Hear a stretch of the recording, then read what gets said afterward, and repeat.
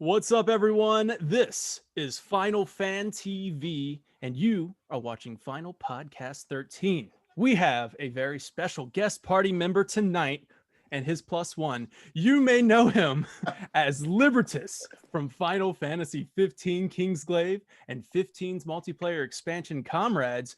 He has stayed active in the Final Fantasy community as the narrator of M.J. Gallagher's Nibelheim Incident audiobook, which is a series presented by Kupocon. Kupocon. Audio listeners, it is Liam Mulvey. How you doing, Liam? Yeah, very good. Thanks. Very good. Very good. It's good to be on. Thank you for having me. Thank you for so allowing much. me to bring a plus one.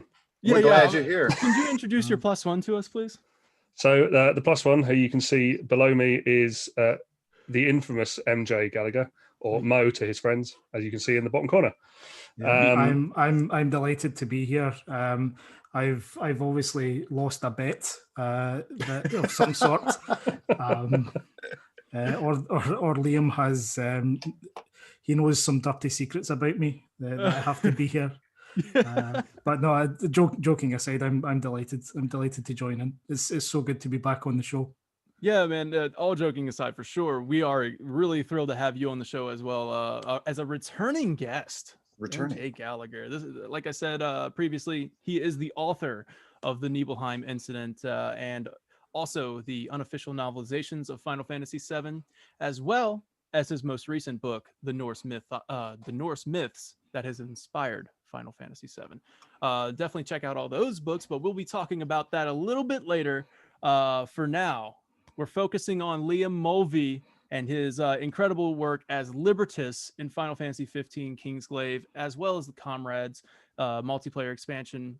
That's right. And I have to say, for me personally, Kingsglaive is, if not one of, or if not the favorite CGI movie for me.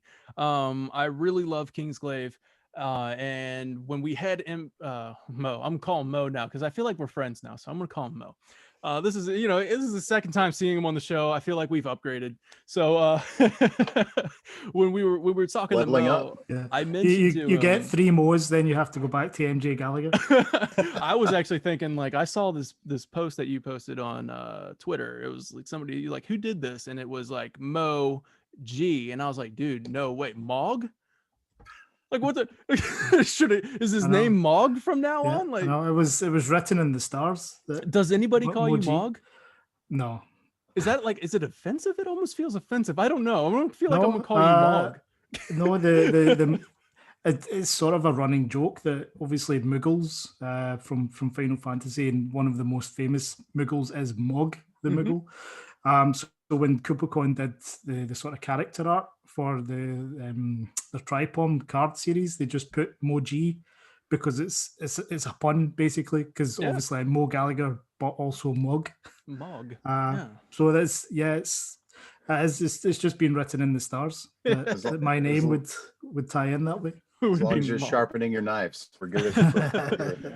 Well, when Mog was on the show, I mentioned to him, I really enjoyed the Nibelheim Incident. He told me that there was an audiobook series going on presented by Kupocon, read by Liam Mulvey, and I immediately went, that's Libertus from Final Fantasy 15's Kingsglaive, like, seriously. And then I think from there we just kind of had this connection where I was just, I think I told him how much I really wanted to have you on the show, talk to you, because I love Kingsglaive so much. So my question, it's pretty damn cool.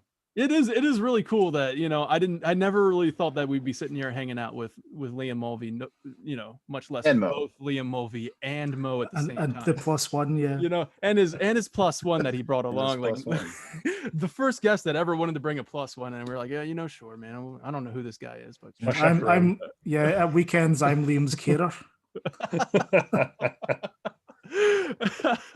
So what's really cool about this is that Kingsglaive is actually coming out in 4K soon, or if it's already released, I'm not sure, but it's actually going to be coming out on 4K Ultra HD disc soon, and that's really exciting that this is lining up. This podcast is lining up with the release of that.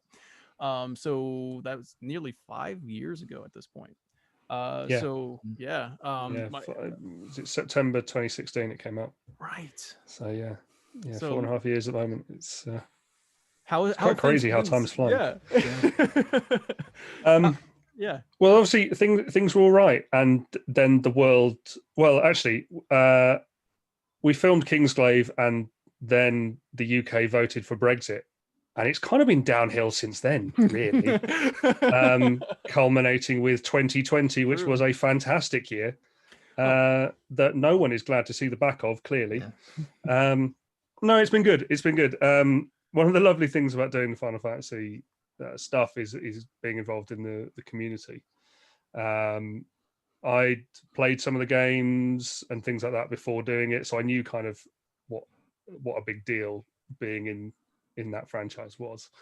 But even then, being able to actually then start doing conventions and meeting people and meeting people like Mo and the Kupocon guys and all that lot has been really, really cool, really, really good fun. And I've got to travel all over the world doing stuff for Kingsglaive.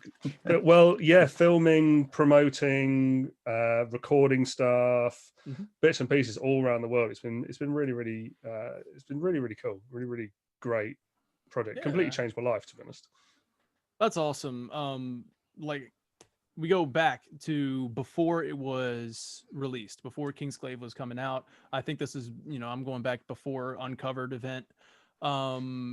Yeah, like, how was the moment when you, like you said, you touched on a little bit earlier, you touched on you were a fan of the Final Fantasy franchise, and you just found out that you were going to be in a Final Fantasy, like, I would say prequel, but I guess it's kind of parallel with the game. But yeah, it was a weird one because the whole process was a bit odd, to be honest. So I got a phone call from my agent, and she just said, "There's an animated film interested in you. They've asked for your details, so I've sent it over. Don't know much more than that." So okay. This sort of rumbled on for a bit, and then started getting sent paperwork through. So the first one was a non-disclosure. So at this point, I still didn't have a clue what it was, who I was, anything. And the non-disclosure came through and obviously said Square Enix on it, but it still gave the code name for the project. It didn't give the actual. So still at this point, I still don't know what I'm signing up for, but I'm like, okay, I won't talk about this thing I know nothing about. Easy, right? Exactly. Yeah, I'm up for something. What can you tell us? Nothing. So I signed this paperwork, and my best mate was there when I was looking at the paperwork, and so he knew it's Square Enix as well, and we were sort of going, well, what could it be? Could it be? And we basically, because of using Western actors and everything, we were saying, well, it's going to be one of the Western stuff, so it's going to be Tomb Raider or Deus Ex or one of these ones. And so we were going through all this stuff, Hitman, all of these different games, going, well, that'd be cool. Imagine, it might be quite nice being in something like that. That'd be awesome. And then got the paperwork through that said, that was the contract that then said Final Fantasy and all this. And I was like, oh, wow. So I then sort of went back to my best mate and went, with that thing we were talking about that I'm now not allowed to talk about because I signed that thing that means I can't tell you anything. Well, it's none of the things we were talking about. And he was like, right, okay. Is it that one then? And I was like, I can't say. And he's like, oh, okay, that's cool. So I can't confirm or deny. Yeah, exactly. And then it still was a very weird process because at this point I hadn't actually auditioned. They were just doing it off what was on my profile, so I not auditioned. They hadn't seen me in the room, anything. And then obviously my agent's going, look, do you want to see him? Or they said, yeah, actually we will. We'll see him on I think it was the 23rd of December. It was just before Christmas, and I was leaving London to go and spend a couple of nights at my dad's and then go up to my mum's up in Derbyshire. And I'd left London already. And they then went, can you come back and do this audition? So I got the train back into London, did the audition, then went back out to my dad's. And again, it was quite a weird process because walked into the room, there were two guys there. and didn't know who they were. And it was very much good cop, bad cop. So one of them was very lovely and smiley and very nice, who turned out to actually be Larry Sparks from Square Enix, very high up in the European branch. I'm not sure if he's still at Square now, but he was one of the top dogs at Square. And the other guy was involved in all the casting, and he was playing. So Larry was very much the good guy, all smiles, all happy, very friendly, very welcoming. And Martin, who was doing the casting from the casting agency, was just evil, just straight up evil, like short of throwing a chair at me, but not far off. He said to me at one point, I walked in and he went, "Hi, thanks for coming in. Right, what do you know?" And I said, "Well, I know it's Final Fantasy, and that's about it." And he went, "That's all you need to know." Right. So you've done some stuff for us. Great, do it. So it was literally that. And I was like, right. And they hadn't given us scripts. We had no sides, nothing at this point. So they'd asked us to prepare, just to either come and improvise something or prepare something that was, they wanted happy, sad, and some sort of rousing military style speech. So I did a speech from a piece of new writing I'd been involved in for the happy and sad, and used that. And then I used the I used the speech from Pacific Rim that we are cancelling the apocalypse. Nice. And did that for the rousing one. That's what got it. That's what got you the job right there. You're like, saying Pacific Rim right there. Idris Elba got me Final Fantasy Kingsglaive. I didn't know that part of the story. That's amazing. Yeah. No. So I used that. I was like, what? Rousing? Okay, well I could do some Shakespeare or something. And I was like, no, that's it. I'm doing Pacific Rim. So yeah, did Pacific Rim, and then off I went and went away for Christmas and didn't hear anything. And then 10 days had passed and still hadn't heard anything. And I was like, okay, it's probably a no then. You know, if you haven't heard anything by that point, it's probably a no. They were clearly somewhere along the process. I went for another audition for an advert or something like that and phoned my agent afterwards and was saying, oh yeah, cool, that was fine. By the way, have we heard anything? She said, no, I'll chase them up. She calls me back about an hour later and goes, so I think you've got it, but I'm not sure. And they've just sent some pictures through of what they want from the character, and I think the picture they sent through is you. And they've got a picture of me from when I did production of Titus Andronicus up in Edinburgh, where I was a skinhead with mutton chops doing a 1980s version of and they'd sent that to my agent going, can he look like this? And I was like, well, yes I can, because that's me. Yeah.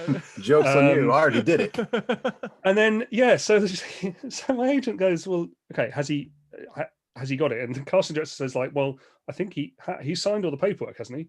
Well, yes, but that was before he auditioned, so presumably they've had an idea about whether he's in or not since the audition.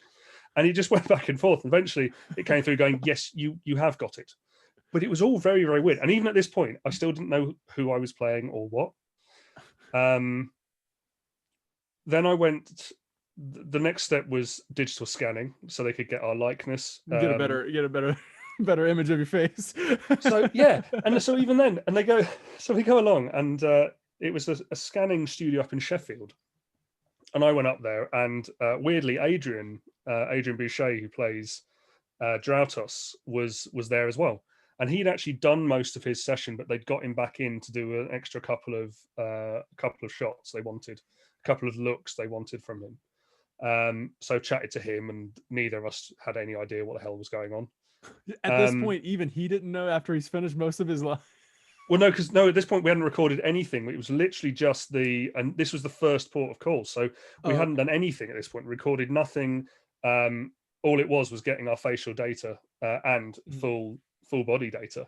And so the guys at the studio are going, well, we're doing a facial and a full body, aren't we? And I was like, yeah. And they go, okay, well, you're definitely a main character then, because we're only doing full body scans for main characters.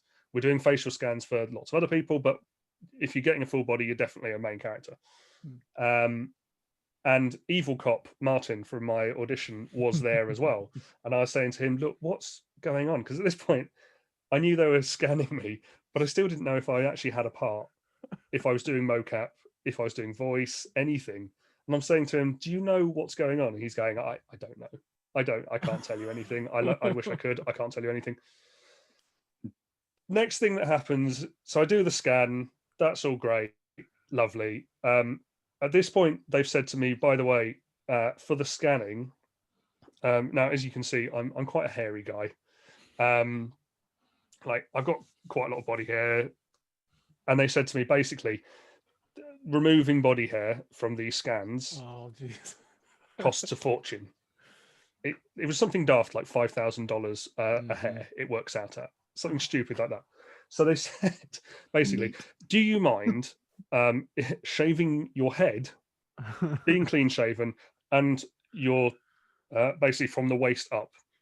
Oh my god! So Go get yourself a wax. So I basically he's never looked back. He's like, that is a lifestyle change that I now live by.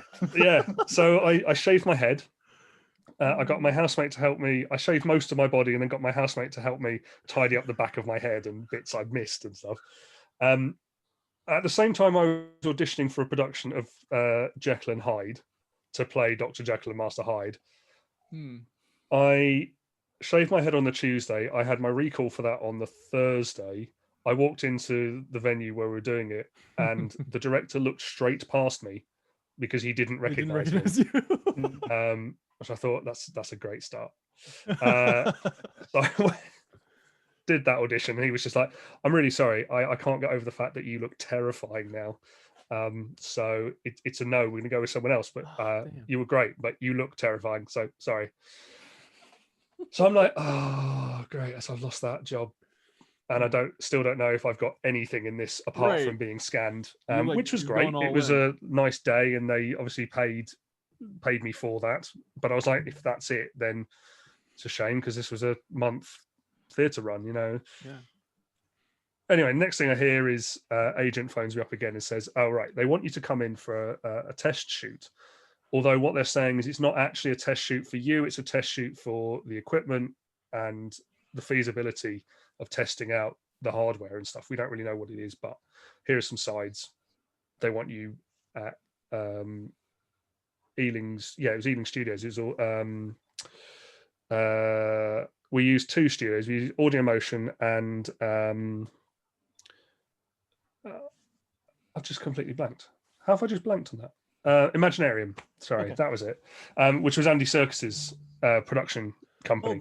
Oh, that's right. Oh, wow. That's so awesome. We had a test shoot at Imaginarium.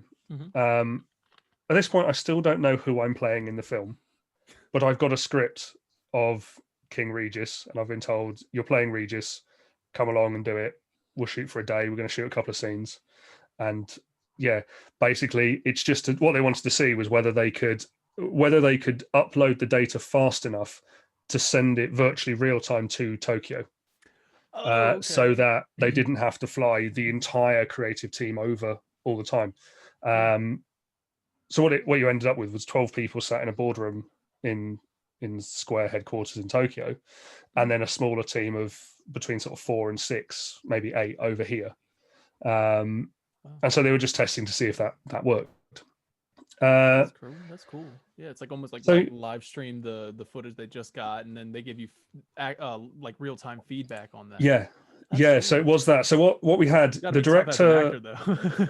Yeah, it was, especially because also because all the staff were Japanese. Yeah, and their sort of level of English varied.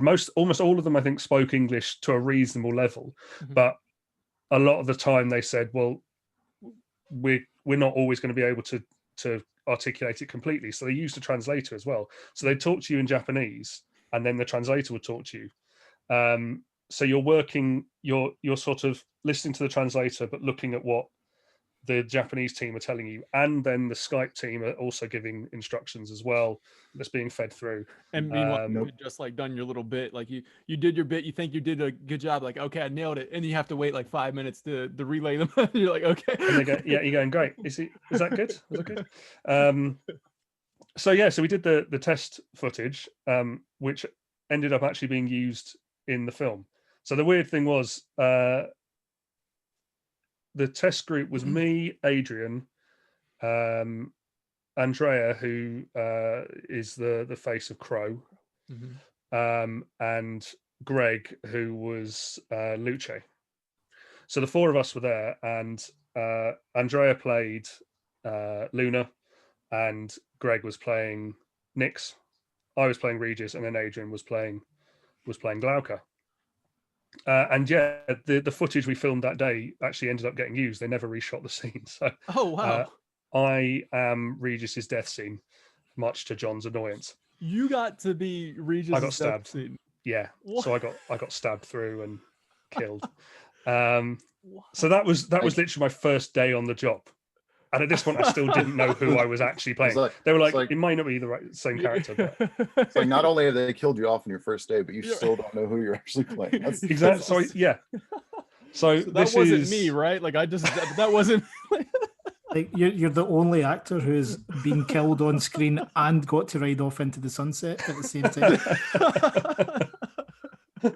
I think he's also the last voice we hear in the movie too, unless might be. I think so. I think so. Yeah. Closes it out. It rides off So- into the sunset. So yeah. So at this point, still haven't got a clue, and I'm like, great, that was lovely, thanks, brilliant. And so off we go. Actually, just turn the vibrate off on that. So next thing we started then we started getting, right, we're going to have a meeting now, we're going to start filming, here's your script, here's who you're playing, this is their background and all this sort of thing. And then then it was into actual filming. That was about 6 weeks later, I think. We had the first sort of cast meeting and production team, and we're all sat around and they're like, so we're just going to show you a little bit of the stuff we've worked on in the past from the team. So have a watch of this video. And obviously it's like Advent Children, Kingdom Hearts, Bravely Default, and just all this stuff from my childhood coming up on the screen. And I'm like, oh my God, all these people that have made all the things that I used to play as a kid. And most of the other people around the room are going, I haven't got a clue what this is, but it looks cool. And I'm there slowly geeking out in the corner. So you got to keep the hype down, you know? You're like, can't freak out. They can't know. Cool. They can't know. I know too much. They can't know that I know too much. I got outed in that test shoot because at the lunchtime I was chatting to the translator, the interpreter, and I was saying, well, this is quite a big thing because I used to play these games as a kid, and so like this is a big deal. And the first thing she did in the afternoon session was went straight over to the Skype call and told the 15 people in the boardroom that I was completely freaking out about being in a Final Fantasy game. They died laughing. They absolutely died. I think someone fell off a chair. They were enjoying it so much, and I'm there going, oh, why did I tell you? What? So they already knew I was a massive geek, and it kind of worked in my favor because it meant that the team, whenever they came over, would be like, have you got this? And I'm like, no. And they go, okay, well, here you go. Here's a copy of 10 and 10-2. That's awesome. Yeah. Here's a copy of 0, you know. It's like, brilliant. This is lovely. Gee, thanks for all the swag that I'm definitely going to play. So, yeah. All right. Bring more next time. That's awesome though. It did end up working in your favor, like because then you were the one they would recognize, like there he is, there's Liam. Yeah. So and then it ended up being I did the most filming days out of the cast because of playing Libertus and Clarus and 900 other small parts, you know, soldiers and crowd members and things like that. Did? I didn't know that. Like, so you played extras. That's so awesome. Me and Will Bowden, who did lots of the sort of more minor characters, but also was he did the capture for Pelna and also Pruvia as well, and he did the voice of Pruvia. It's faster to ask which characters Will he didn't play. Well, when Kupocon did the screening of it, we sat next to each other and actually counted them off, and we worked out that both of us played 17 different characters. Oh my God. Wow, that's and this on your list. I didn't even know that. That's great. You at one point you might as well put them on there. So yeah, so you played Regis at one point. At one point, I was in John's showreel because it was the only bit of footage he could get of Regis at the time. So he clipped that bit, and I was like, "That's very cheeky. Come on, That's you, but that ain't you. Come on, yeah. don't lie." But yeah, so I ended up doing about 30 days of filming across sort of 6 months of the job, and it was great. We worked with multiple studios, and then the last bit of shooting, we actually flew to Japan, and they took 5 of us out to Tokyo, and so we filmed the last week of it in Square Enix's basement in their mocap studio. Wow. And got a free holiday to Tokyo, so it was amazing. Nice. Yeah, Tokyo is on my list to visit. I would love to go to Tokyo one day. Eventually, right? But it turns out. So when you got outed as the big fanboy of Final Fantasy, they were like, just give him 17 rolls, we good to go. This guy's awesome. Just keep. just he'll just do it all. It's fine. How much can we give him? Wow, thank you so much for sharing that, man. That's a really cool story. And a lot of stuff I had no idea. So that's really cool. Thank you. Excuse me. So Osby, it says right here you have a question. I'm sorry. I was about to ask your question, but I was like, I'm not going to take your question. Go ahead. That's cool. I appreciate you not taking my question. You the best, Danny. So, out of curiosity, being a big Final Fantasy fan and getting to do all of this mocap and getting to do the voiceover and the digital scan, how did it feel to not only see yourself but hear your voice in the final product? Like the first time you see Libertus walk on the screen, what was that like for you? Mind-blowing. Absolutely mind-blowing. It was yeah, there were moments throughout shooting where you stopped and went, oh, okay. One was that first day, that first meeting we had as a cast and crew, and they showed up a load of the concept art. So there was bits of Insomnia and some of the armor and the weapons and stuff, and then they did the characters, and they had used our faces to do the concept art. So it was still proper concept art, but it was very much like, that is my face on that character. Yeah. So there's all of us sat around the table being like, that's just my face. That's literally my face as a sort of very nice concept art. Then when we were filming, there was a point where basically when you're doing motion capture, they obviously don't do the full render, but they have like a real-time render running, and it's a grayscale. So you've got the full models and everything's up, and you usually often have the lighting as well, and then no textures. Basically, it's all grey, but it means you can kind of watch the scene, see how it's worked, see what you can tweak digitally and what you need to reshoot, or what you want to shoot with a slight tweak of where people are standing or things like that. And there was a point where I remember sort of standing side on and seeing out the corner of my eye and going, yeah, that's my nose. That's definitely my nose. That's really captured my nose. That's definitely my nose. No texture. So that was needed. equally weird. That was just like, that's they've not even changed that. That's just my nose. I reckon. Yeah, you do have a really grayscale nose. Just very triangular. But no, the final piece, they showed us bits and pieces and works in progress as we went. So when we came back, we basically what we'd do is we'd film for about a week, and then we'd go away for sort of 6 to 8 weeks, and then we'd come back and do another week and move on. And basically they split the script into 3 sections and then into 2 sections per section. So we would take one bit and film that, and then we'd go away. And basically every time we came back, they would show us what they'd been working on. So we got to see some bits, generally not final stuff. We got to see sort of where it's progressing to, what it was looking like. So we had some ideas going into it. But even then, the first time I actually got to see the film, because Libertus wasn't in the trailer at all. And they were like, we're really sorry, but none of your footage is ready. So we can't put it in even in the trailer. But so it's going to be a big surprise. So just seeing me on screen and everything, it was really cool because I got to see it. They flew me and Andrea out to Comic-Con in San Diego. to do some press meet and greets and press junkets and a panel. Yeah.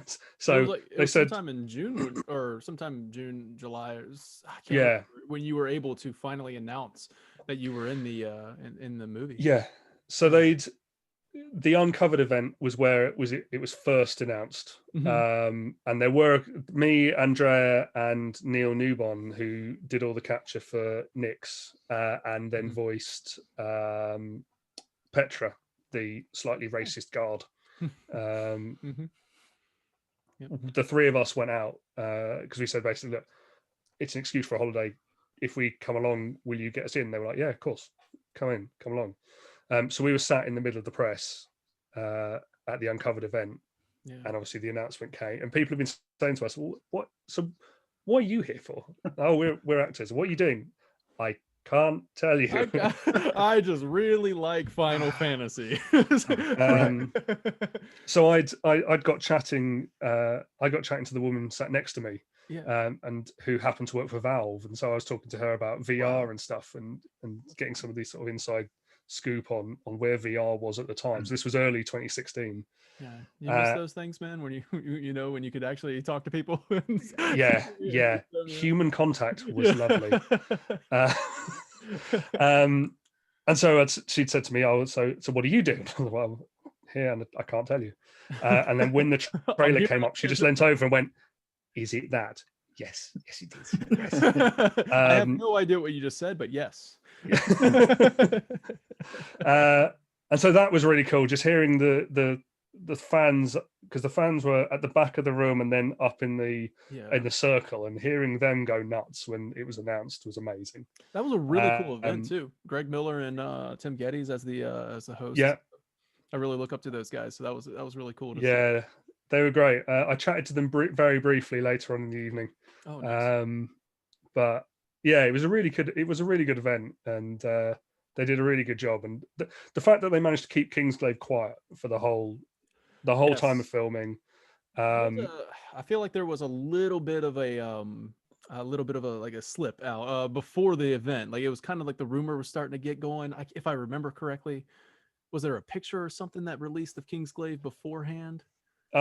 So there was a rumor out of, I definitely can talk about this now. They're not going to come after me for this. There was there was a leak from China in June 2015. It suddenly appeared on a bunch of Chinese forums with Square making a film. It's going to be really big budget, and they're using English actors, and this is the entire plot. The whole plot. Literally, they it wasn't exactly right, but it was close enough that it was a good sort of paragraph of text about this is the plot. It's going to feature these guys and this and this and this. And Square just ignored it. They went, if we don't say anything, sometimes it's the best. It will disappear, and it did. It disappeared, and everyone in the Western world went, "Don't be ridiculous.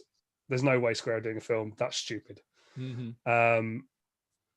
So that rumor completely then died away, and we were actually filming. We were on a filming session at the time, and it came out, and we were just like, "It wasn't us." And they go, "We're like, I didn't do it. It wasn't me. I didn't tell anyone."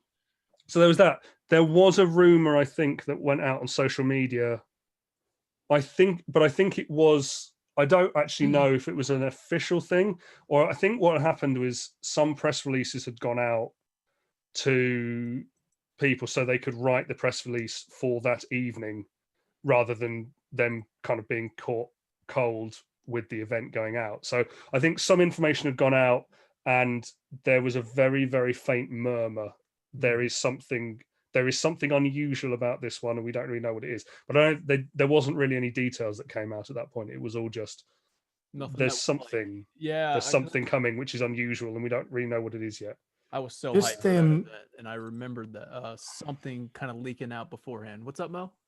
I was just going to say, I don't think I've ever discussed this with you, Liam. Am I right in thinking the release date for Kingsglaive changed because 15 was delayed? Is that right? So they brought Kingsglaive forward and released that a few months in advance? I think the plan was always to release it ahead. Right.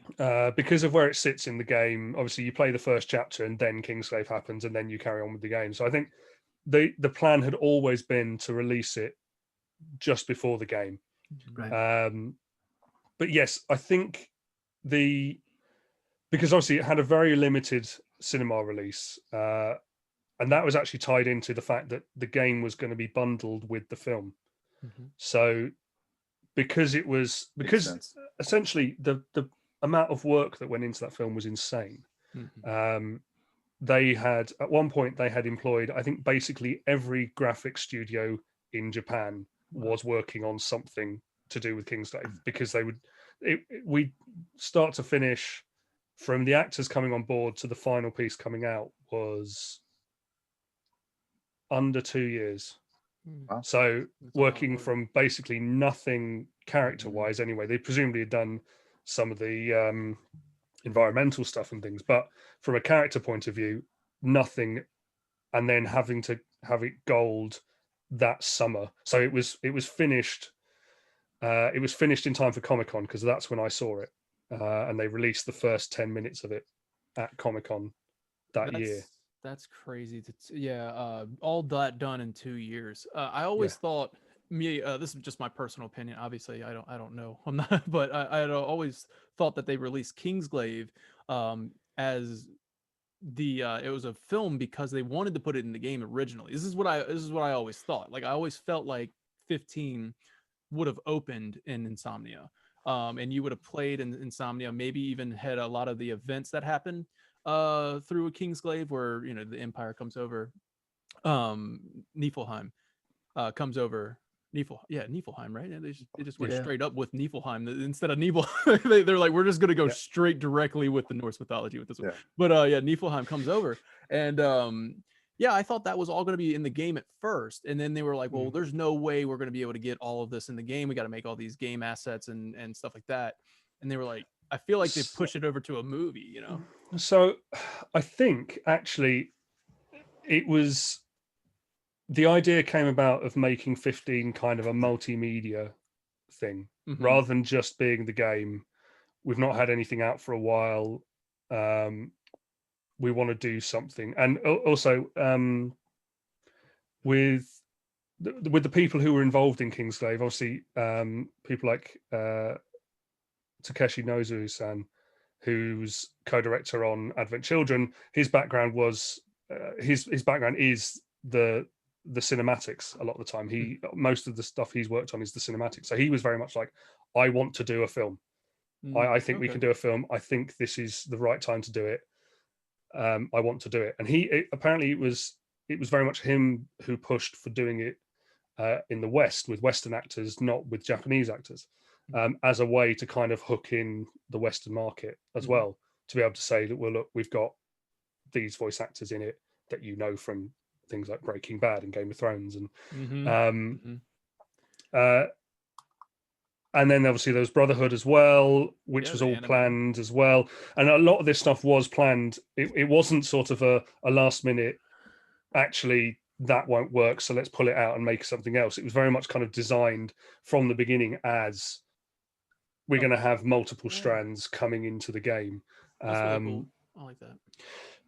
I really like what they did with it. I hope they kind of do it again. It felt like something big, it was about, you have movies, you have anime, you have the game itself, and this big uncovered event. I'm really hoping they kind of follow suit with 16. But yeah, so that's cool. It was kind of like the compilation of Final Fantasy VII, but rather than spreading it over 10 years, it was, right, we're going to release everything all at the same time, so that you can enjoy one it. day. Right. Yeah, you can spend the next 3 months doing nothing but Final Fantasy. My kind of 3 months. I mean, there's been a lot of Final Fantasy this year while we've been stuck indoors, I'm not gonna lie. So if it would have released now, I mean, that'd have worked out too, because you'd have enough time to watch all of it. So question regarding all of the motion capture process, with having done so many characters during the filming of this for motion capture, what was the most difficult part of that? Because I got to see some of the footage from the behind the scenes that was on the Blu-ray, and seeing you in the full suit with all the tracking balls and the head rig and all the spots on your face, and man, I'm sure that was weird. But what was the most difficult part of that as an actor? The hardest part for a lot of us was it was our first ever motion capture, so we had no idea what to do. And at the start, we were given some not wrong advice, not bad advice, but it was slightly off. So we were kind of told, look, the cameras pick up motion, so you need to emphasize things a bit more, because otherwise the cameras won't pick it up. So that's what we were working on. If you think about things like Disney films and Pixar and all those sort of things, or even sort of some of the earlier monster work like Gollum and things like that, they're always kind of moving because that's how you can spot it. But in the time that we were filming it to when it came out, the technology that they had pioneered was so much more advanced than it was thought of as a whole. Not so much from Square, but from talking to the technicians who were working as motion capture technicians and things, and they were like, well, look, here's just some tips. Go big with things, because that's how we'll pick it up and stuff. And actually, when I watch the film anyway, hopefully it isn't so obvious to people watching it, but when I watch the film, I see our performances get subtler, because we kind of filmed it in order. Pretty much it was filmed kind of, this is the starting section, the middle section, the end section, and you can see the performances actually get subtler as we started to see the footage and go, oh, okay, you're able to pick that up, right? And so that changed. So kind of switching into we need to go big with this, to then pull it back into, actually, no, you can internalize loads of it and it's still there. The end product is capable of showing that. Wow. That was quite a big thing. You mentioned the head cam rigs. They weigh a ton. They really hurt. Looks like so they're just metal frames basically, and shake, yeah, and you have to screw them. Basically, they've got it's a little bit like a hard hat harness inside, and you tighten it up and it basically just grips into your head, and you have to have it so that being able to move your head quickly isn't going to shift the camera. Yeah, so you really have to screw them down tight, right into your neuro center.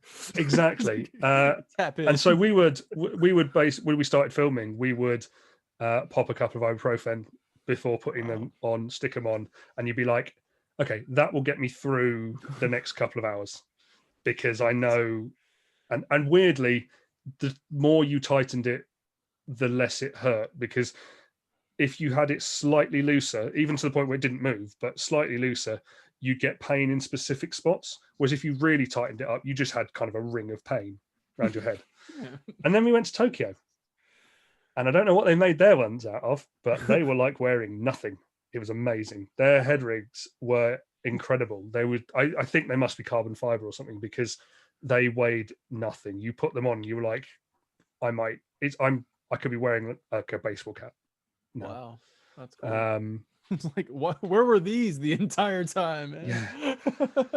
So like, can we go back and do these instead? Yeah. I think this is one of those situations that, because you said you were a Final Fantasy fan, you were just testing your limits. Like, what is this guy willing his to limit do? break. Yeah. There we go. It was just your rig. No one else. It's just your. Yeah. So the whole thing was odd, and then obviously I break my leg very early on in the film, and you're not wearing. Obviously, we would have people saying to us at sometimes, going, "Oh, I must be really cool to wear that outfit." I'm not. I wore what essentially is a cross between a wetsuit and pajamas and a pair of trainers every day, and that's it. I love that. And so, fascinating process. One of the things with roles is the shoes drastically change how you walk, and they give you your status. So if your character wears trainers, you walk in a certain way. If your character wears like thigh-high boots, that obviously changes how you walk again. If you're wearing, and etc. etc. But obviously we're all wearing trainers, so we're supposed to be wearing these big sort of heavy combat boots or some of the more regal stuff, and we're still just in these tight pajamas. And so having to have that in the back of your head going, okay, at this point I'm wearing like a big heavy cloak and we've got all this stuff. And then for the broken leg, we just used electrical tape and taped my leg up. So we taped above and below the knee and above and around my ankle, so that I had a bit of resistance when walking. And then I did have crutches as well, as you've probably seen from the behind the scenes footage. But that was kind of the prop to make me go, okay, so this is the leg I'm limping on, and I can't just use it normally. And that was kind of my reminder to go, yeah, just take that up and I'll feel that. And that's kind of starts to hold my leg in place, gives me a bit more resistance there. There's all sorts of weird stuff that comes with mocap though. And I know, again, when you say about looking at the behind the scenes stuff, I know it gets talked about in that, but things like filming some of the throne room scenes where we're stood at the top of a massive staircase and Arden is at the bottom of a massive staircase, or Nick's at the bottom of a massive staircase, and actually you're on completely the same level, but they're having to look up straight up into the sky and you're having to look into the ground. So you've got this going on where you're talking down there, but actually you're talking to the person in front of you. And that was trickier than, say, some of the sort of more traditional stuff of there's a big monster here with a pole and just imagine it's there. That was actually easier, going, okay, he's jumping in through this window and flying down here and just track his jump. Was easier than going, okay, ignore the person in front of you. Right. They're actually down there. Go against everything that you're trained as an actor. Yeah. And they're about 50 yards from you, not 10 feet. So so there's all sorts of weird bits that came with filming. It was great fun though. I did love doing it. And it's one thing that was really helpful is 4 of the team who came on, they were hired basically to pick up some of the smaller roles. So it was Will, Neil, Amanda, who did Luna's capture, and then Kez, who did some bits and pieces, did a bit of Luna and a bit of Crow as well, I think, and picked up some other roles. But they are all very highly experienced motion capture actors.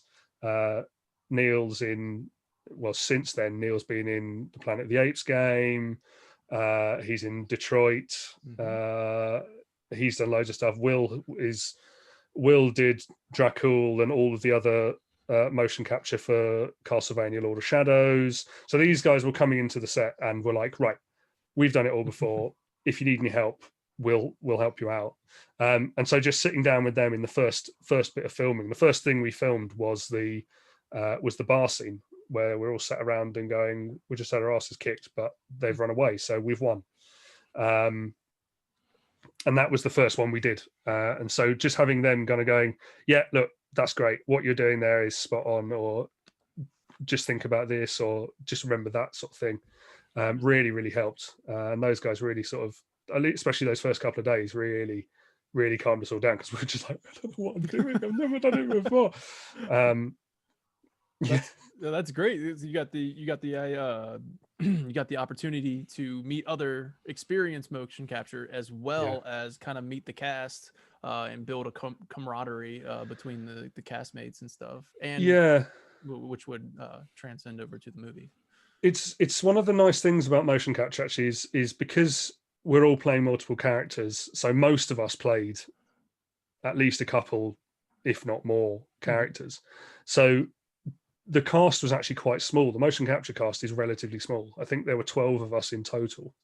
And that included the couple of kids for the opening bit. There was only like 12 of us and we did everything. So when you see these some of these sort of crowd scenes, and there's the scene where I think it's Petra is talking to some of the Crown's guards, and they're all lined up, ready. And we would basically the 10 of us shot that, and we'd have us in 2 lines, and then they'd go, right, okay, just take a step back and a step to your right, and we just shift back, and they go, okay, great, we've now got you. Do exactly what you did before using the same marks, but we've now got you in a different position. And so it was things like that. So one of the things they did is they didn't want to repeat stuff if possible. So crowd scenes, obviously, you can just have 3 people and then go copy paste, copy paste, copy paste, copy paste. But what they used to do is they would film the scene 2 or 3 times with us stood in different directions, different places, and we'd be giving a slight, ever so slightly, not drastically, no one's sort of breakdancing in the background, Right. but a slightly different performance each time, meaning that if you look through those soldiers, you go, oh, they're all slightly different. There's no repetition there. There's nothing going on. And I think things like that really do help elevate the film. It's not really something you notice. Yeah. For me, I kind of do notice it, like, because I'm really big into animation and like how these things are made. And, it always fascinated me when I see big crowds in CG movies, and you're just kind of like, wow, did they have to individually animate each one of these guys? But that's awesome. That's really fascinating. Thank you for sharing that. It's the depth of detail they took on this is really quite impressive, because so one of the things, have you guys played the Uncharted games? Yeah. Oh yeah.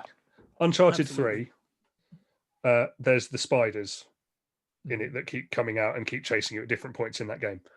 I'm severely arachnophobic. I am really arachnophobic. All the best people are. Mo, are you arachnophobic?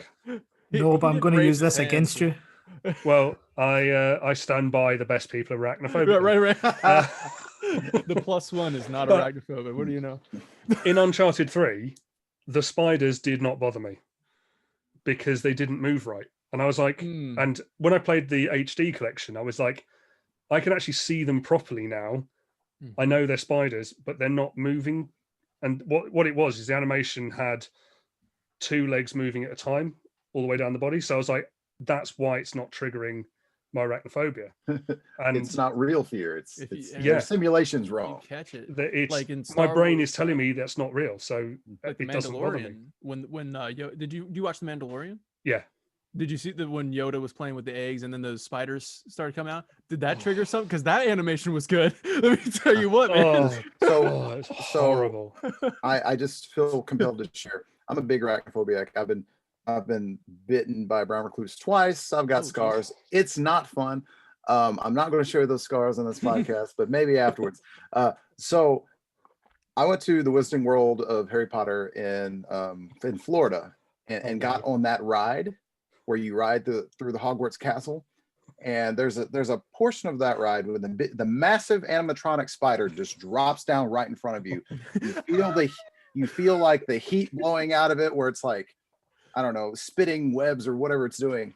And I had a panic attack on that ride. So like, I don't remember anything after that. My wife's this huge Harry Potter fan. She's having a great time. Oh my God, there's a golden snitch or whatever she's doing. And I'm just sitting there just having a moment. So I'm right there with you, man, on the brain being like, Well, I'm badly arachnophobic. Unfortunately, so is my girlfriend. So that's fun in the house. Yeah. You're supposed to be the man of the house, and you see a spider, and you're just like, actually, we'll kill it. we got. My mum bought me a joke present years ago, which was a spider catcher, which essentially. He's got it kept by his desk. Fortunately, here most of the spiders are pretty harmless. Like, you're not really going to do any damage.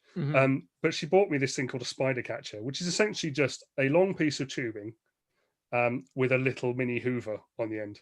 And it's amazing because you just hoover them up and then just stick them out the window. But my dad is worse than me. So my dad had to leave the cinema in that bit of the Harry Potter film. Lord of the Rings as well. He had to leave the cinema.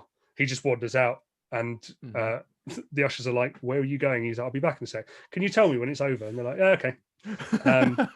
My dad, my younger brothers were watching which one? It's Chamber of Secrets, isn't it? I think with the giant spider in Harry Potter, and they were watching it on the telly, and my dad went, "I'm going to leave at this point," and just went and stood in the corridor, and then went, "That's probably over. That must be over." And as he opened the door, it was the point where the giant spider leans down and goes, "My children must have meat." And my dad was like, "I'm done. I'm not watching this ever again.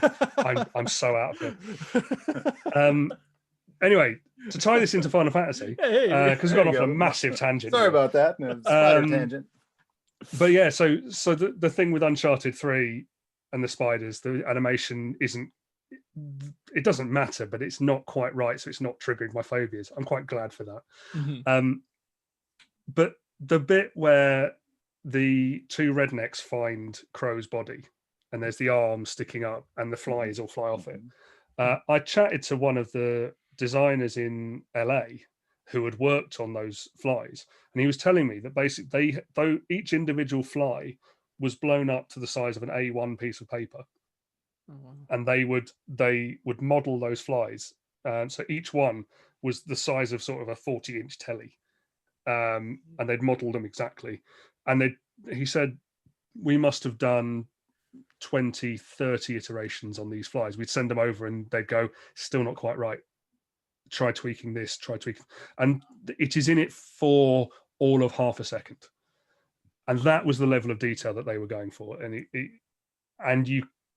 it's the reason why I think it's such a good film. And I don't think it suffers from that uncanny valley that you get as well, because of the level of detail they went to. You don't get that slightly, "That's not real" bit that you get from Uncanny Valley, where you go, "Oh no, that's something's wrong there." It's one of the things of motion cap in general. If you compare motion capture to things like rotoscoping and CGI, Spider-Man is the prime example. In the Tobey Maguire ones, whenever he swings towards the camera at the end of the films, you go, "That's not a real person," because he doesn't move right. Yeah. And you can spot when things have been motion captured, because even if it is wire work and they're doing something fantastical, you can still tell it's a human being doing the motion, and it's not just computer generated. And I think it really does make a difference. Absolutely.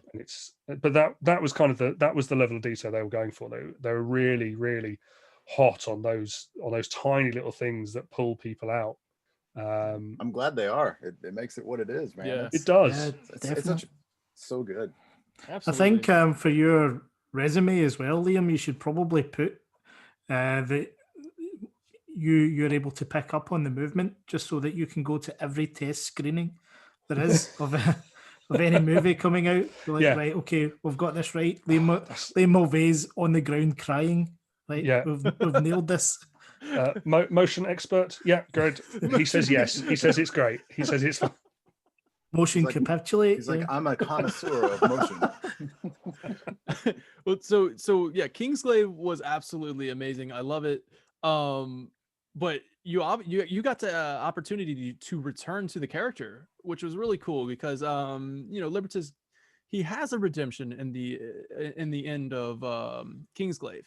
But to really get the full closure, you play the Comrades multiplayer expansion, and you get this almost full atonement for the character, as well as for the rest of the Kingsglaive. So I really thought that was cool to have you come back, be Libertus in the game. So now you can officially say that you were in a Final Fantasy movie as well as a Final Fantasy game. So that's really cool. It was very cool, and that was something that I didn't know was happening until it happened, kind of thing. It was a phone call from my agent saying, "Oh, by the way, they've been back in touch, and they want you to come back in and record a load of lines for for an expansion thing." My agent isn't really a gamer. She was like, "It's a gaming thing. I don't know what it is, but DLC they want you to be the sort of tutorial character." So yeah. I was like, yeah, cool, great, love it. And that was the weirder one, I think, from the film, because the film, in a way, so they didn't use me for motion capture for for the Right. game. All the motion capture for the games were done in Japan. So both for the main game and all the DLC, all the motion capture was done, and it was just the voice stuff that was done around the world. So I didn't do any of the motion capture. So all I'd got was essentially my sides. So it was just my lines for the DLC. So I didn't really know what was going on. I knew obviously a rough outline, but I didn't know what my lines were referring to, who I was talking to, what was going on. Whereas with the film, I'd done it all. So seeing it again, there was that sort of lovely feeling of, I remember this was fun, and wow, it looks amazing. But it was very much I remember this. The first time I saw Comrades, which is when Square did a sort of promo piece for Comrades coming out. You did the epic monologue for that. That was awesome. The YouTube monologue, that was cool. That was nice. That was a lovely piece as well. That was but me, Robbie, Adam, and Ray got, well, those three all LA based anyway, but they flew me out to LA to play Comrades. We essentially, the four of us sat down and got to play Comrades before it came out. And that opening sequence where we loaded up and had our characters, and suddenly there's my face talking at me. And I was like, oh, wow. Okay, this is cool. This is next level in the game now, man. Yeah. And again, proper sort of fanboy moment. And again, caught on camera. I time these things beautifully. They had the camera waiting on you. Oh, they so did. They so did. It was a really bizarre night, because I'd flown out the night before. So I'd landed about 9 o'clock at night or something like that. Gone and met up with a couple of the guys from Square and some of the film crew who were doing the behind the scenes for this particular thing. I'd gone to bed at sort of midnight, 12:30, maybe even 1 o'clock local time. Was up, not stupidly early, but obviously was still jet lagged and sort of half on UK time. So was up at, must have been sort of 6 or 7 in the morning. And by the time we actually filmed the stuff, it was about, we started filming, I think, around about 7 o'clock, 8 o'clock at night. My playthrough of the game came at around about 10:30. And the interview that I gave was at about quarter to midnight, because I was the last. They were like, well, you're getting a lift with Matt, and he's going to be here till the end, so we may as well let the others go and we'll do you last. By this, I am so stoned out of it, because I've got no sleep. I think I said, interestingly, 41 times in a 2.5 minute interview or something stupid like that. So I just look, if you find that clip again where they did the little footage of, I look just completely out of it. I haven't got a clue what's going on or who I am or where I am. It's like, I promise I love this game, guys. I promise I do. Enough. I'm just so damn tired. Just leave me alone. Just going cross-eyed in the corner again. Spent so much time looking at yourself on screen, your brain is just going, nope. Yeah. That's great. I haven't seen that one. I will find it after this video or after this. Yeah, it went out on one of the Square Enix live streams, because we had the annoying thing was we had issues. The reason it went so late is because the plan was Square had run it past Sony, and they'd got all the green light to be able to load it up and have the 4 PS4s communicate with each other. And the idea was that we were going to form a party as the 4 of us, and off we'd go and do it. Oh, yeah. For some reason, it just would not play ball, and they were uploading it. It was all on the server in the way it should be. The servers were communicating back and forth the way they should be, but for some reason, the 4 PlayStations would not talk to each other. So then they said, right, we'll get you back again. So they got me there. They then flew me back out at the end of the month, and we did the live stream one where the 4 of us, and it worked. I think in some ways it actually worked better than the original idea, because it meant that we paired off and we did the live. I think about a week after it came out, or a couple of days after it came out. So people had already started playing it. They already had characters. And then we were like, right, we're going to do some playthrough now. We paired off, so we had 2 instances each, and people could then come and join us playing, and join us playing in the game. So I think it worked out really well in the end. But it's in the moment, yeah. That sucks. That was just that moment of when it opens up, and I was like, I recognize that voice. I know these lines. And then see Libertus doing his cheerleader thing, which is the worst power. It's the worst special power, isn't it? He does the sort of firework, like cheerleading thing, which is it's a boost. It's great, but I was like, come on! I hit people with a car and other stuff. Brave Exodus. I run people over with a car, and in this one, I fire little fireworks. Yeah, Libertus in I think it's in Brave Exodus. Libertus's limit break is. Have you played Infamous? Yes. Yeah. Yeah. The Batman special where the Batmobile comes and runs him over. It's basically the same thing. So Libertus gets into a 4x4 and runs him over. Like ripped out of the movie too. Like that's his limit break. It's brilliant. Comes crashing into the scene. So to go from that to sort of sparklers. Like, are you kidding? This was them getting you back for the Pacific Rim. Yeah, it was. And that, fans, is the soundbite of the evening. Sparklers. Well, also, the last thing I'll they made me short and they made me shorter and fatter as well. I was very upset about that. Oh man. Oh yeah, I did the mock-up for that. Yeah, no, because I made the first character I made them my height, and I stood them next to Libertus, and I was like, wait, why is Libertus coming up to here? What is? He's just got his big pot belly. I was like, oh, come on. He's like, Square Enix, you got some explaining to do, man. It's just cruel. After the escaping from insomnia, he just went on a eating spree. Yeah, carb spree. Yeah, just loves that mashed potato. The last thing I'll say about Kingsglaive before we move on to the audiobook, because I do want to talk about that audiobook. The last thing I did notice, I recently watched a clip. You did a stage performance at Pomex. I thought that was kind of cool. I was like, man, well now you have played Libertus in a CGI film, a video game, and now on stage as Libertus. What's up, man? What did that feel like? That was cool as well. That was really, really good fun. I think that was Adrian's idea. I think it came from Adrian and Claudio, and they said, look, do you not think this would be cool if we could tell me this would be cool? And at this point we'd had cosplay costumes made for us very kindly. Silver Lining cosplay had made us, so Adrian's got the full Dratus outfit as you've seen from the clip. Mm-hmm. And me and Will both had the Kingsglaive coats. Mm-hmm.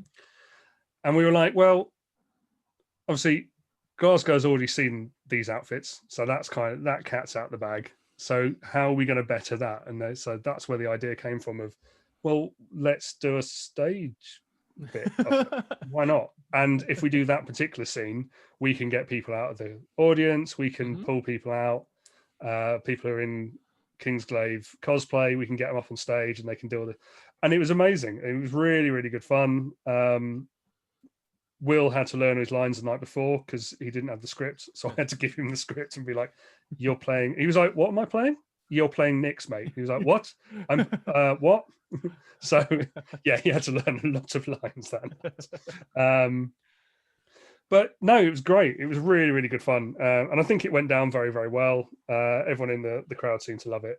And it was really nice just to revisit those characters again and get to play around with them. It was just I was sitting a few rows back from the front, and it was incredible to witness. And I actually just to go back when we were talking about Richard and Lindsay of Silver Lining Cosplay, when they presented, I was in the room in Glasgow when they presented the costumes, and Adrian in particular, it actually brought a tear to Adrian's eye, because you guys have obviously spent the best part of 2 years learning about this project, going through all the motions, all that hard work.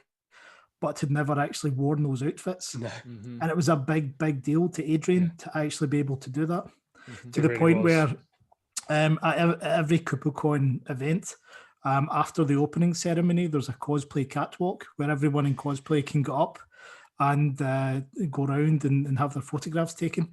And the three guests dressed as Kingsglaive got up and joined the queue and just They had waited to. in the queue to get their photographs taken as being in cosplay. It was a fantastic moment. Adrian, you saying about shedding a tear, I'm going to out him on this one, because when the morning after, when he was saying goodbye to them, he was absolutely bawling. And the best of it was me and Will we'd been doing an interview for someone. And so me and Will were trying to carry on the interview while Adrian went to say goodbye to them. And he was only stood about 2 feet from us. And we just heard him start to cry. And we're like, do we just carry on, or what is going on? No, it was really lovely for them to give us those pieces, and they are very, very cool. And yeah, Adrian was blown away by it because he, as you say, he got the full outfit. Yeah, I've got some cool bits and pieces over the years. I've got somewhere. It was really cool to see you guys in the full outfits and stuff. But I've got some nice bits and pieces over the years. Wow. So Nice. Yes, sir. So that was actually the guy who did that works for Square in Canada. And I've also got one of Nick's kukris and bits and pieces like that. So yeah, there's some cool little props people have made for us over the years. But did they send you the movie on Blu-ray? Did you get a free copy? Have you got it in 4K? I've got the steel box version. I don't remember if they actually sent it to us. They said they would. Did you not get a copy? Happened. I'm sure Dan Cito brought a box of goodies. Did. It's actually up on the top here. I have got the collector's edition. Nice. Because I completely got screwed by that one. By being because of being at Uncovered, we got completely screwed by the collector's editions, because being in the US meant that we couldn't access the UK store, and they went on sale during the Uncovered event. It's like, oh, I haven't got hope in hell. So yeah, then Dan gave a few to I'm sure he brought a box of things over, and there were 2 copies of it, because I remember as Alex Main, like the lead organizer, was going through the box, he found both copies and he put one aside to give away as a gift and put the other one aside for you. Or for Dan to give to you. Yeah. I think Dan had actually put a note on it, give to Liam. So that was the copy that went away to the as a gift. Yeah. All right, so Danny and I both have one. You can see his back in the background. Mine's hiding over there, but it's the PS4 version, so we're all like, just all across the spectrum of games. As soon as it went up for pre-order, I just snatched it as fast as I could, and the only copy they had left was Xbox One, which I love. I have both Xbox One and a PS4, but I had just bought a PS4 Pro, and I was like, man, I want to play it on the Pro. I got to do that. So I went out and got the Big Bang Steelbook that it came that you could buy. So I have 2 copies of it. I love Final Fantasy 15, so it was fine with me. Do you know this is a weird thing to have to admit during a recording, but with the up until John Bentley came to Glasgow earlier on in 2020, Liam is the only person I've ever fanboyed over. The first time we met in London, we were sitting beside each other doing signings, but I hadn't played 15. I'd only seen Kingsglaive. So being able to sit beside Liam was a big deal for me at the time, and it's the only time I've ever had a oh my god moment. Then you had it with John, but that kind of died when you essentially guided him around Glasgow. Oh yeah, well I still had it. Liam was cool, but man, So yeah, took John on a tour. John and his son Noah, we took him on a tour around Glasgow, and that even now I'm like, but yeah, I think Liam was my first Final Fantasy crush. Yeah, Had to play it cool, right? And couldn't let him know It's- all about the bromance that was. it's all been very downhill since one-sided then. at first. Hey, don't say that. My mum will be very offended. I know, true. Oh, That's wait, true. we have this story. We have to tell it now because you posted on Twitter. I got to hear the story. Go ahead, Bill. But the story itself, it's nothing too exciting. I met Liam. I happened to be in London at the time of the kind of big European soccer final. You don't have to be all correct with us, man. You can call Right, it okay. football. Okay, so I know that that really hurts your feelings when you have to call it soccer. So Liam supports a team from London called Arsenal, and their bitter rivals Tottenham were in the final. So of course I came to join Liam in supporting the opposite team, which happened to be Liverpool. But Liam's mum was down visiting at the time. So just we all had drinks together, and I happened to be going in the same direction as her afterwards. So walked her home, and got very nice feedback from from Liam's mum afterwards. Elaborate. I'm not touching that with a barge pole. Yeah, so basically what it was is my mum was down for work, and as Mo was saying, it was the Champions League final, and it was Liverpool versus Tottenham. And my mum is a massive Liverpool fan and has been for years and years. As a kid, was a Liverpool fan, went to Liverpool University so that she could go to Anfield and stand on the Kop. And so, yeah, I was meeting her in a pub and messaged Mo saying, "You're around, aren't you? Come and join us." And yeah, so we sat and watched the football. And then, yes, he very kindly accompanied my mother. So there you go. Back up to the station. So I got to fanboy over Liam Mulvey at my first ever Kupocon. 18 months later, I'm out drinking with his mum. Walking her home, man. Wow. I mean, that's that's a living the dream, right? Living the dream. That's a big difference there, man. That's went on a date with John. You went on a date with Liam's mom. What? Now hold on, Danny. Before soon, he's going to go on dates with us, and it's. I was gonna say, can I be next, Mo? Let's just make it happen. You never know. Once COVID goes, and then it's all good. Hey, that would be awesome. I remember conventions. That would be fun to meet you guys at the convention. Absolutely. So right after you walked Liam's mom home, you had contacted Liam and said, "Hey, can you do the audiobook?"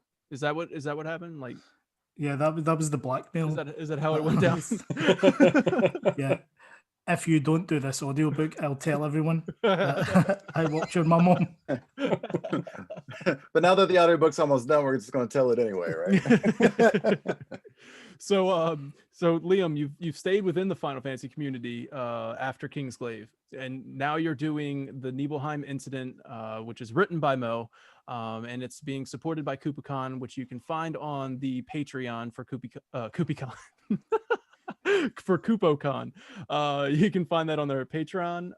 How has this experience been doing the narration for it? It's been great. It's been really, really good fun. I got a copy of Nibelheim Incident from Mo when it first came out. I think you sent me a digital copy when it was first coming out. Yeah, well, I think I sent you one very, very soon before. Like the book released at a Kupocon event in Birmingham in the UK, which was the same event where Kingsglaive was screened. So there was a sort of special event where we got as many Kingsglaive actors as possible to join. So it was yourself, Adrian, Will, and John Campling, who plays Regis, was there, and then we did the Kingsglaive screening. But it also happened to be the event where we were launching the Nibelheim Incident book. So it's sort of, I'm assuming at that point there was rumblings very early on with Alex Main, the lead organizer, about the potential of doing an audiobook. And I guess it wasn't until many months later that we had a serious discussion about it. But I think quite early on. Can you remember when Alex first mentioned it to you, Liam? Yeah, it was. I think it was shortly after Birmingham, about a month later or so. And there was we had this slightly weird conversation where he said to me, we're going to do this. We're going to do a version, an audiobook version of the book. Would you be interested in doing it? And I said, yeah, definitely be interested in doing it. Sounds great. And he went, okay, cool, I'll bear it in mind. Yeah. And then sort of talking to him later, and I was like, so who is actually doing it? And he said, well, I thought you just said you were doing it. I said, no, you asked me if I would be interested in doing it. And I said, I would be interested. You didn't tell me I was doing it. I assumed you had some ideas and were going to be approaching other people. So yeah, again, something about Final Fantasy and me getting cast in things doesn't work. Because people just don't tell me that I am actually doing it. You don't get to know. There I was thinking that it took 6 months before we announced it, that we were doing it, and I thought it had just been put aside, but lo and behold, it turns out we were waiting the whole time for Liam to record. He's like, well, you guys are waiting on me? What's going on? Yeah, so am I doing it? But then... So the job is mine? Oh. Yeah, that's funny, man. Yeah. Okay. All right. I've actually got to do it now. Okay. Fine. So the only reason I'm actually on this podcast is to make sure he appeared. To make sure.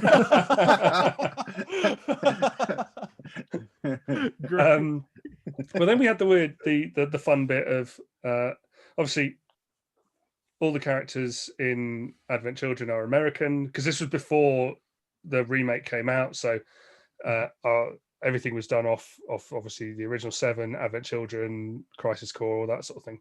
Mm-hmm. So I recorded the prologue. We basically were like, well, let's. I said, well, I'll record the first bit. I'll send it over. You guys can have a listen to it and give me some feedback. And the first bit of feedback, Alex was like, Mo says, why are they all American?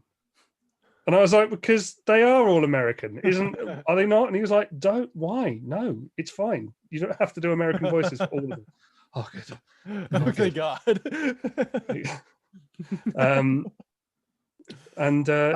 Just before you move on, sorry, just to sort of tie this in, the prologue is actually from Sung's point of view. Mm-hmm. Vic Chow, who does Sung in the remake, was on the show a couple of weeks ago.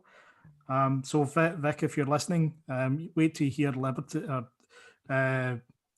butchered version of Libertus. Liam, now my brain said we were going to call him at one point. It was Mo. Wait till you hear Liam's voice. Is that what you're saying, Mo? Yeah. Basically, Vic will be stirring. So uncomfortable with Liam's performance as Sung. It's not that bad. I thought it was good. Hey man, hey now, leave Liam Urtis alone over there. Liam Urtis. Oh man, yeah. It's been a lot of fun, and I've as I was saying to you offline, we've been recording it for what is it? It's about 18 months. Then thereabouts, yeah. Yeah, and basically, I would do a few chapters. They get sent to Alex. Mo then goes, they're rubbish, redo them. We send them to Alex again. He then puts some nice music on over the top, done by Pontus, and then they go out to the Patreon subscribers. There was the fun bit of me moving out of my house in London and essentially being homeless for 6 months, where I bounced back and forth and was like, I can't do any recording. I don't have it. So I had to sort of hope that we got through enough. I think Alex slowed it down a little bit. And then, as I was saying, we have now finished all of it. It was, I finished the recording yesterday. So they've gone up. I don't think Mo has listened to them yet. Because he's still talking to me, so clearly he hasn't listened to them yet. What did you do to my book? But no, it's been really good fun. It's been really nice, and the book itself is really good. It's a fantastic book. It was a really easy thing to record as well. Not everything with voiceover is always easy and straightforward, and especially doing things like adverts, some of those jingles do not roll off the tongue easily. But doing most stuff was really, really easy, really, really lovely. Thank you so much for saying so. And likewise, your your performance in it has been fantastic. It still blows my mind that first of all we've got to the stage where, you know, something that I've written is actually being recorded as an audiobook, and second of all that it's actually, you know, someone of Liam's talent is actually doing it. So that's I'm saying that sincerely. I'm not I'm not making fun of Liam. I'll give you the tenner later. No, I think he's done a phenomenal job, and you know, there's something very comforting about sort of listening to Liam's voice, and there has, and I've told him this before, that there has been a couple of occasions where I've fallen asleep listening to Liam. I think he means that in a good way, though. Yeah. Apparently my voice is soporific. So so in my defense, the same thing used to happen to Liam's girlfriend as well. not while she was with Mo, just to be clear. This is all getting very awkward. It's getting good. It's no, she's even now. She's like, I can't sleep. Read to me, and I'll go, okay. Chapter 3. They went off.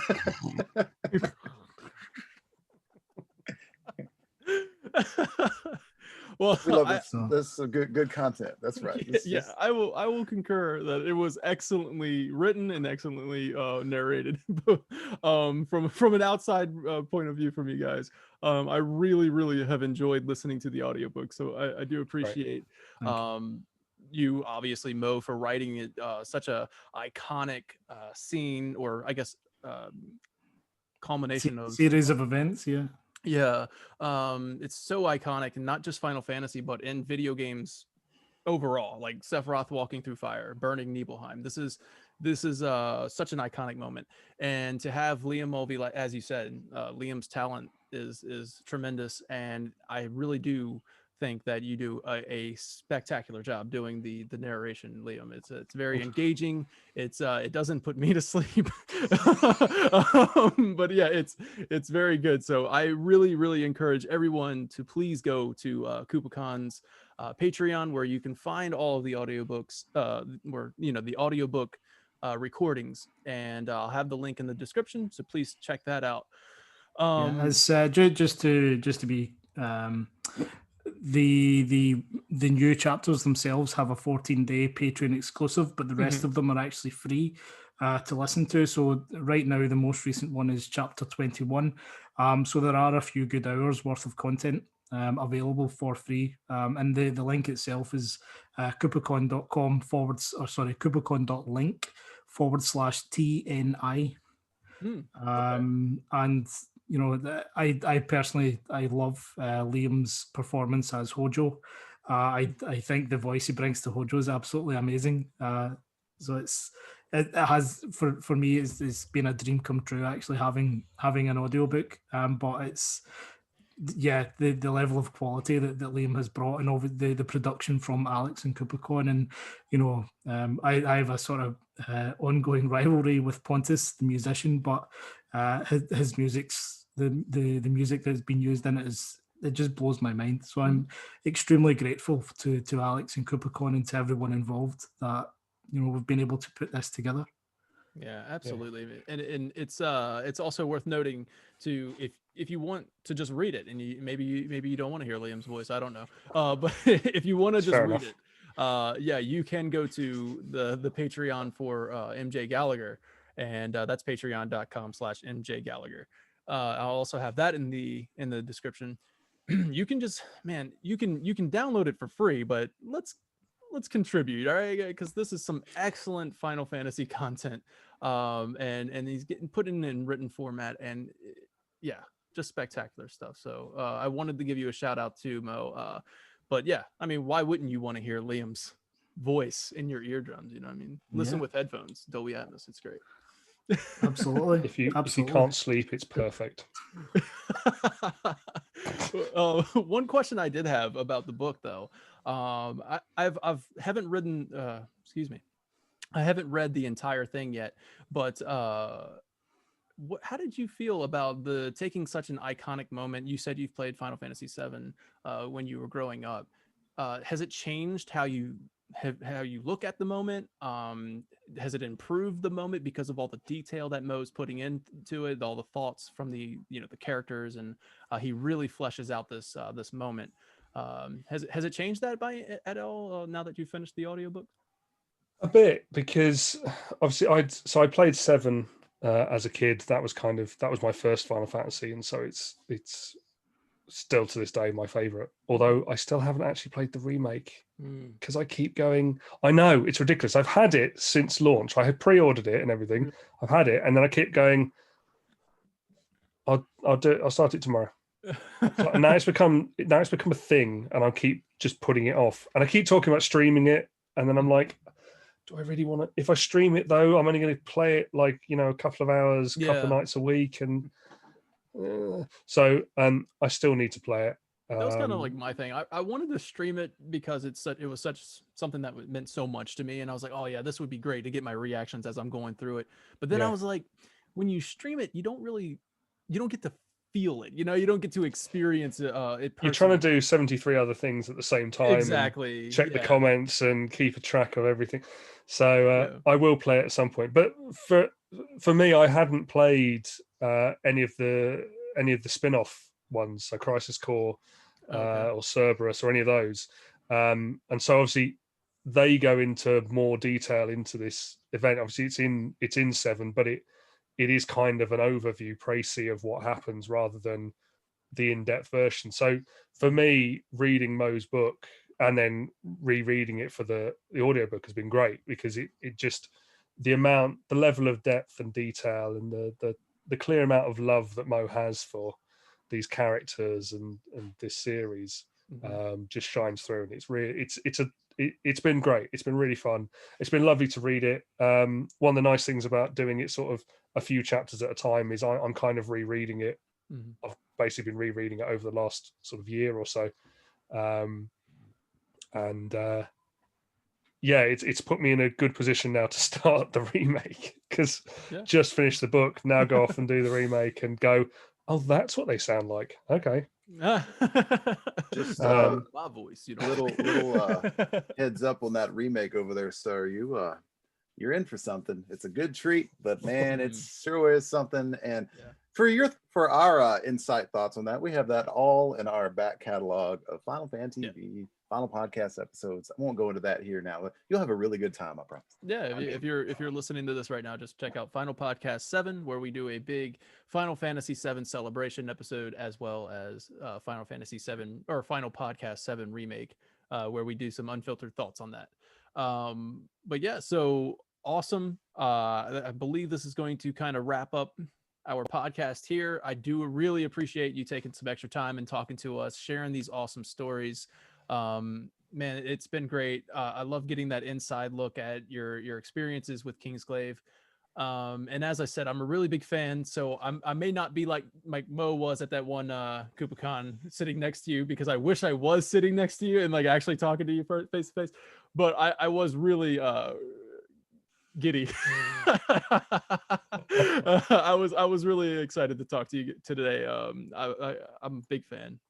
Well, look, thanks for having me on. It's been great fun. It's been really nice to chat to you guys. I'm sure, as Mo said, once things are vaguely back to normal again, hopefully we can get some conventions going, and maybe the 4 of us can actually meet up and all hang out. I mean, that would... bring your mum. Bring my mum. Yeah, my mum can come along. She won't have a clue what we're talking about, but my mum can come. Yo, can you bring your mom? Is your mom coming? Hey, is your mama coming? Where's she at? Oh man! All right, you guys. Thank you. Thank you for having us. It's been a lot of fun. Yeah, thank you, Mo, for joining us today. I really appreciate that. It's awesome that you were a return guest. I was blown away when I had you come on the show the first time. I didn't think you'd be able to come back on again, and that's incredible. And what's really cool about that is that you have such amazing work that needs to be highlighted, spotlighted, I guess, on the Final Fantasy community in general. Like, people need to know about this. As Liam said earlier, your love, your passion for it, it all resonates within your writing. And I recently discovered it sometime last year, and I've been hooked. So thank you so much. That's very kind of you to say so. Thank you. Yeah. All right, guys. Well, that's going to do it for this one. Thank you so much for watching Final Podcast. We'll see you on the next one. We have awesome guests lined up throughout the rest of this month. So stay tuned to, I guess, the Twitter. You can find us on Twitter, YouTube, anything.com/FinalFanTV. We'll be making the announcements there. Would you guys like to have like a link, or you want to share a link or somewhere they can find you, follow you, or something like that? Yeah, plug your stuff. Yeah, plug your stuff, man. Well, people can find me. My Twitter is at Liam_Mulvey. I also have a Discord server as well called Glaives of Glory, which ties into my Twitch. If people want to check out my Twitch, it's twitch.tv/Glaives of Glory. That's one word. I stream a couple of times a week, and all the Discord links and everything are all tied into there, so people can come and find all my stuff that way. Awesome. Mo? I'm quite active on Twitter and Facebook. So my Twitter handle is at FFVII novels, all one word. Facebook is just facebook.com Final Fantasy VII unofficial novelization. And all my work, the vast majority of it is free to download or to check out. But there is some behind the scenes content as well. So that's patreon.com/MJ Gallagher. Awesome. And then also check out the Norse myths that inspired Final Fantasy VII. You can get it on Amazon and other places you can find books, I'm sure, right? Yeah, and the links to that will be on my social media. So Twitter, Facebook, Patreon, you'll find the links there. Awesome. All right, guys. Thank you so much for joining us. I'm going to go ahead and end this podcast. Thank you for watching.